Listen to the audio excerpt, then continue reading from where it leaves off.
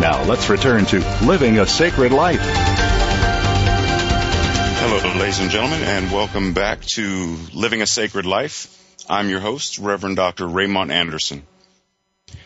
So as we were saying, it's very important that you begin to feel it in the now. And in order to feel it in the now, one thing to be mindful of is everything that we're doing is a form of practice. I often tell my sons when I'm teaching them martial arts or when I'm teaching martial arts to kids in the community or other adults or whatever, that everything we do is in essence, quote unquote, kung fu.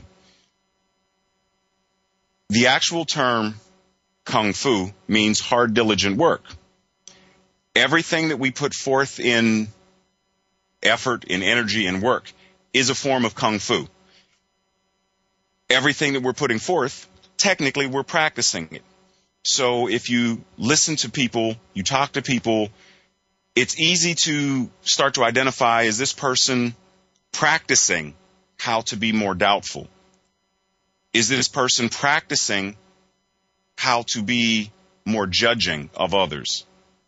Is the person practicing how to be critical and criticize others or criticize themselves?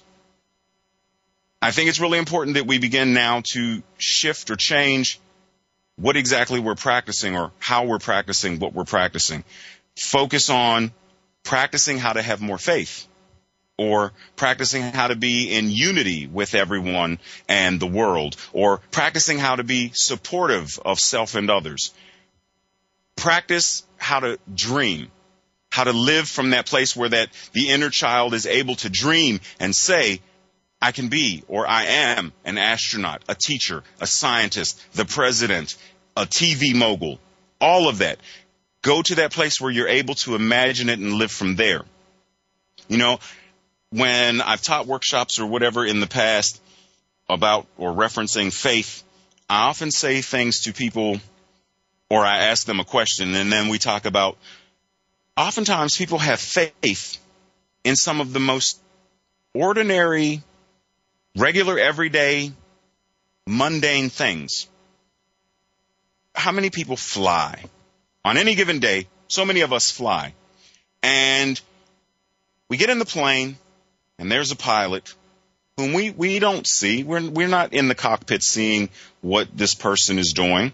But we trust that this person is in the cockpit doing whatever they need to do with their equipment, which we're also trusting. So not only are we having faith in the skill of the pilots, we're trusting or having faith in the equipment that's being used, but we also trust that this huge metal vehicle is going to leave the ground. It's going to defy gravity long enough to get me from point A to point B.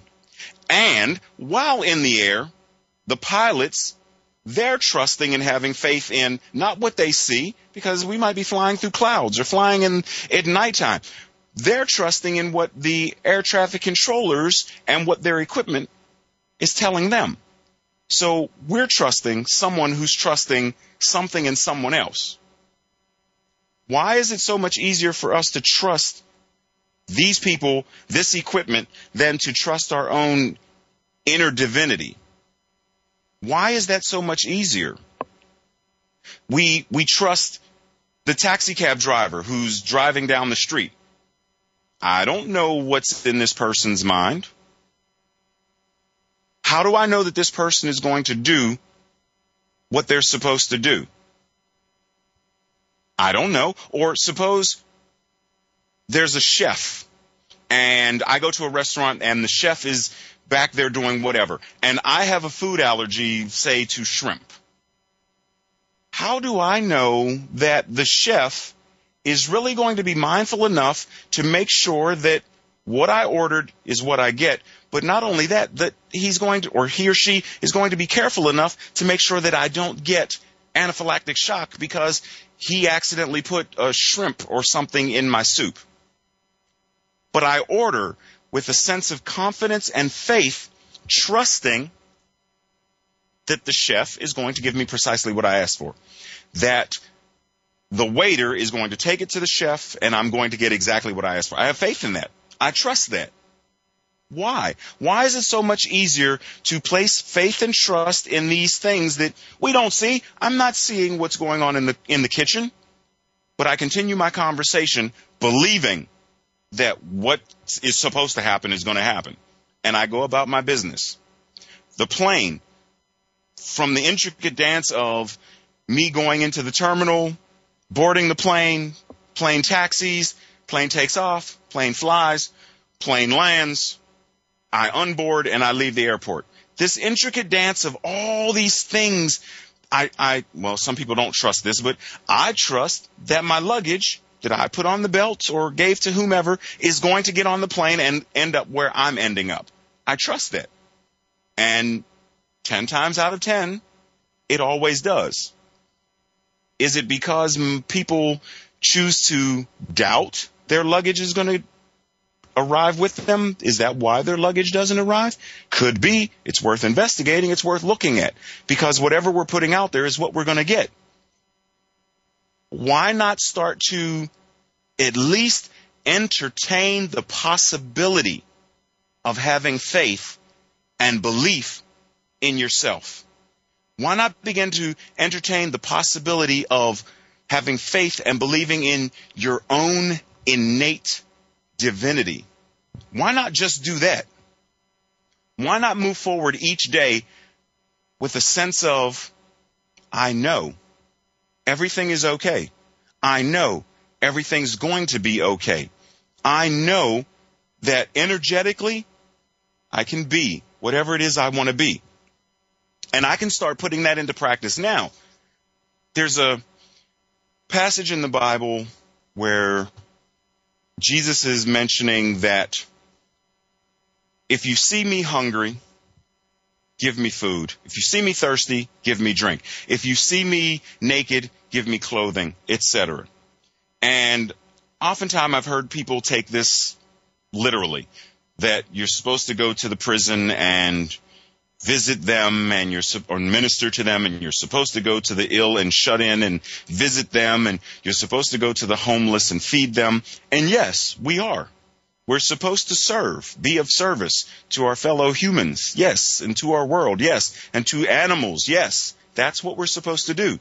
However, there are many of us who may say, for example, go back to that homeless person that I mentioned before who could imagine the safety. Suppose there's a homeless person. Is this homeless person able to give food, drink, etc. to someone else? If you take it literally, more than likely not. If you look at it metaphysically, then yes. Because hunger isn't just about food. You can hunger for knowledge. You can hunger for inspiration. You can hunger for love. And a homeless person, through their experience, can talk about their experience. Every person has a story. This person could feed another person through their story. They're satisfying a hunger through their story. They're giving a hug to someone. They're satisfying a hunger. They're giving a smile. They don't have to be disgruntled, mean, frustrated, upset about being homeless. I remember several months ago, Tracy and I were at the Unity in New York. And there was a young lady there who was talking about at some point in her life, at one point in her life, she was homeless. And she talked about how she decided, or she refused, to allow that to dictate or determine the direction her life was going to go in. She decided that she was going to live, move, and have her being as someone who had a home, had a job, etc. She didn't associate with the homeless people who did drugs, who were trying to escape from their situation. She lived, per se, she lived out loud. She lived according to her purpose. Whether or not she had a roof over her head, that wasn't, at that point in her life, it wasn't really an issue. It wasn't significant to her. She moved forward in spite of not having a home. She moved forward in spite of not having a closet to put her clothes in, that she had to use a shopping cart to transport her clothes. So if someone in that situation can feed someone else through knowledge, through inspiration, and if I'm not mistaken, she said she was a musician, she still sang. She was homeless, but she entertained people. She fed their souls through song, through art. She fed them. She gave them drink as they thirsted. If she can do that, what is there to prevent any of the rest of us from living, from being, doing, and having? When we look at the essence of what it is, what is there to prevent us from doing the same? I venture to say absolutely nothing. Every single one of us could move forward in that manner if we look at the essence of what it is. If there's something that you want to get, then give it. If you want friends, then be a great friend. If you want, oftentimes people say, if you want money, then give money away. But it doesn't have to be money. Give your time away. Volunteer. Be of service. Because that which you give, back to the farmer, that which you hold in your hands, the seeds that you hold in your hand, they will never grow. They need the soil. And in order for the seeds to grow, you must let them go from your hand to the soil. You have to release. So whatever it is you want, give it away. Give your time away. Give your love away. Give your friendship away. Give your support away. Give safety and security away. Give knowledge away. Because that which you give to another will come back to you multiplied. It's very important that we understand that, because we often fall into the whole sheeple mentality. Sheep people. We follow the herd. We want to do what everybody else is doing because that's what's comfortable.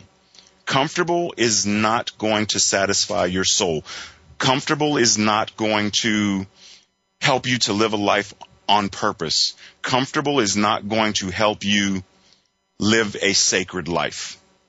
So sometimes you have to be willing to be uncomfortable to step forward and live that divine life. So, after these brief yet informative announcements, we will be right back